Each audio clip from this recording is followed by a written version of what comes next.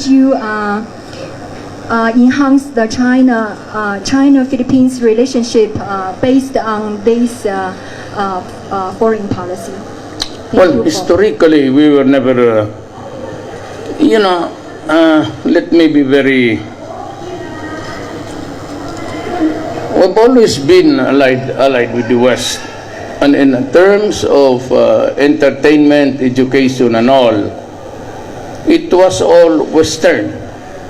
As a matter of fact, I am more articulate in talking in English than in my own dialect. Sometimes I have to group the words. There is one language which is Tagalog, which is being thought to be they say it's the national dialect. But we have not perfected anything. And that is why even in the movies and even the histories, those were the things that were not properly put in place in their proper perspective. And that is why even in the survey, the Filipinos would place their trust more with the Americans than the Chinese. But during the Cold War, China was portrayed as the bad guy. And all of these years, what we have read in our books, in school, were all propaganda produced by the West. And I cannot blame the Filipinos for being so indebted, because everything indebted to the West, because even the reasons for war was placed there as a war against the Philippines, against the enemies during the Second World War.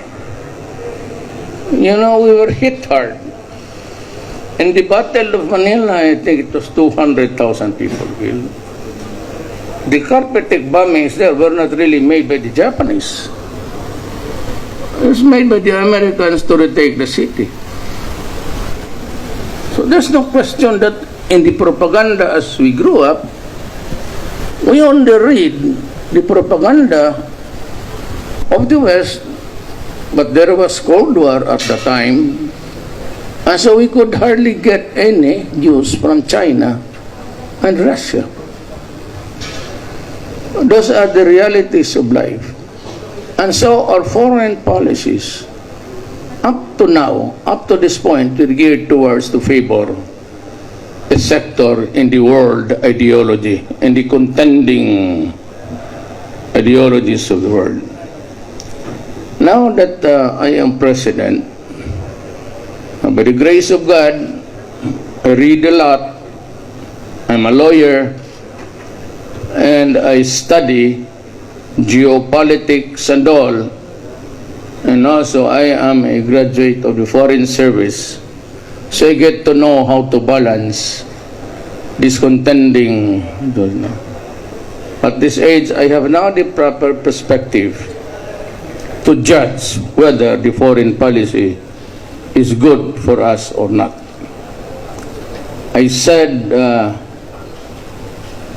a few months ago, that I will charter a new course, changing direction of the foreign policy, and be with friends with everybody, and with no enemies to contend with, no enemies to hurt, no friends to serve.